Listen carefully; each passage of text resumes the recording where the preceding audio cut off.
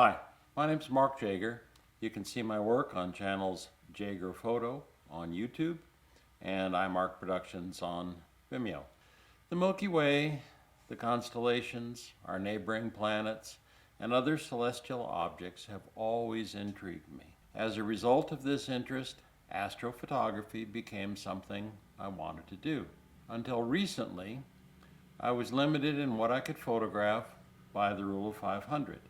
You know, the rule that says that when you have a camera fixed on a tripod, 500 is divided by the lens focal length to become the number of seconds you can expose without objectionable motion blur. I searched B&H and other resources for camera mounts to see what could be had to get me past the rule of 500. The equatorial mount is one option that works, but high quality, precision equatorial mounts are expensive. I already own a Kessler Cinedrive motion control system that I use in studio and for time-lapse. I decided that rather than buying an equatorial mount, I would simply pursue adaptation of existing hardware and software to see if the Cinedrive would perform the same function as an equatorial mount. Would it? Well, it turns out the answer is yes.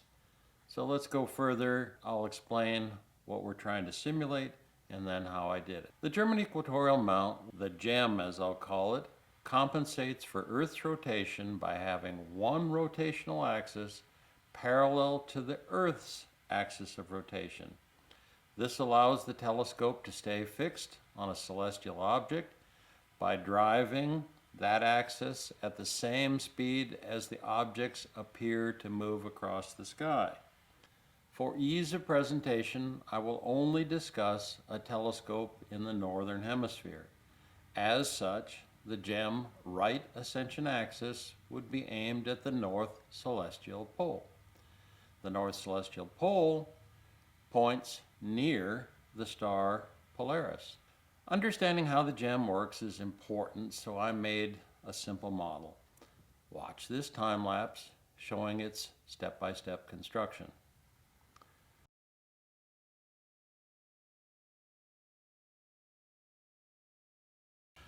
So, after a little bit of welding, we have basically a tripod mount or some other firm mount for our equatorial mount.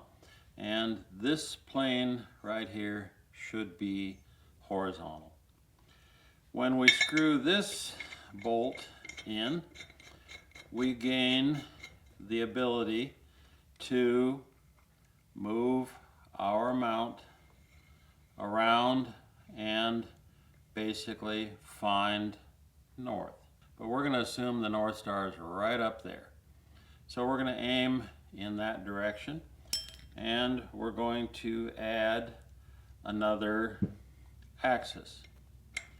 Basically, this is going to allow us to have the right ascension axis, which is this one right here,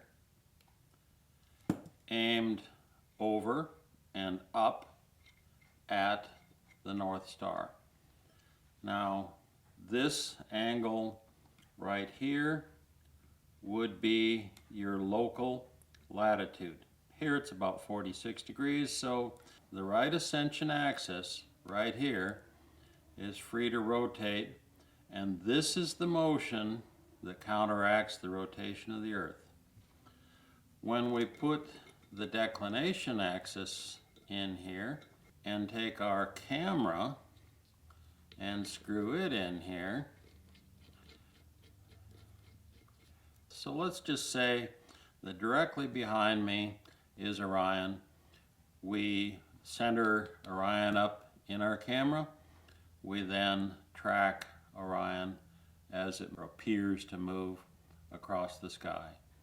It's this right ascension axis that takes care of all of the movement. The movement here is just to be able to aim and find the celestial object you want to photograph. Here's a photograph of a real German equatorial mount with a telescope attached. The right ascension axis is the axis from the lower left to upper right in the image that's just above the yellow and red sticker. The declination axis is the upper left to lower right diagonal. The Kessler Cinedrive is this device right here. This is the pan brick, and panning rotation occurs around this axis. Tilt of the camera occurs around this axis. In this case, I have the pan axis attached to an angle plate, which can allow us to tip this like this. Now, because it's tough to find the angle and hold it precisely this way, I've added a turnbuckle, which you can find at aircraft supply stores. But basically, what happens here is with the turnbuckle, you can turn it back and forth and it will articulate the plate. You can take a template that has an included angle here equal to the local latitude. In my case, it's 46 degrees.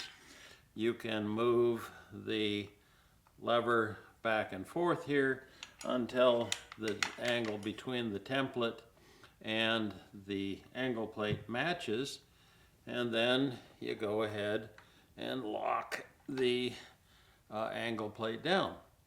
The angle plate has a friction lock right here that allows us to bring this around. Now, right now, the pan axis, which is parallel to my pen, is pointing, in this case, roughly at the North Star. This is okay, but it's probably not good enough for multiple exposures or long exposures. One way of improving the alignment would be to buy a finder scope like those used with narrow field telescopes and attach the finder scope somewhere on the motion control gear so that it is parallel with the pan axis, which is of course back here. And with that, then you can adjust the azimuth and the elevation with your turnbuckle and get a better alignment with Polaris. Now, there's ways you can do it even better.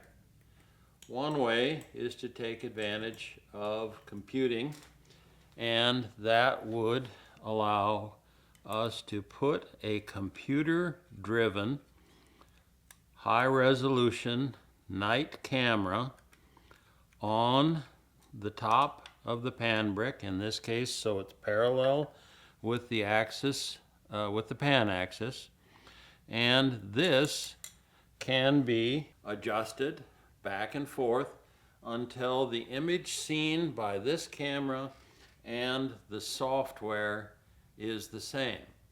Then you go through a refinement procedure to verify that you're on the right star. Eventually you offset 1 degree approximately so that the pan axis is spot on parallel to the north celestial pole. Now, once you're all aligned, and I'm not going to go through that because it depends on what device you buy. This happens to be a Pole Master and it works pretty good. But let's go ahead and add a camera to the program. With the camera attached, we can go and find something to photograph. So let's come around in the pan axis basically rotating around the right ascension axis until we find an object up here that we want to photograph. And because we're only at one angle here, we can use the tilt of the motion control like this to go higher or lower. North is up there. Of course, that makes east over here and west over there. How do the stars move across the sky? From east to west. And basically what we want to do is set the pan axis so that we move like this at 15 degrees per hour. The real number is 15.034. That's called the king rate, but we don't have the ability to set things that finely, so go for 15 degrees per hour. Does it work? Turns out yes. This first image was a test where I shot one frame each minute for 60 minutes. I'm showing you here the first frame, time 0, and this next one now is time 60 minutes. You can see that the star that I'm paying attention to didn't move at all. This supports both multiple exposures and, of course, longer exposures. So basically, you can use motion control gear to simulate a German equatorial mount. I hope you liked this video. I enjoyed making it and the learning process behind it.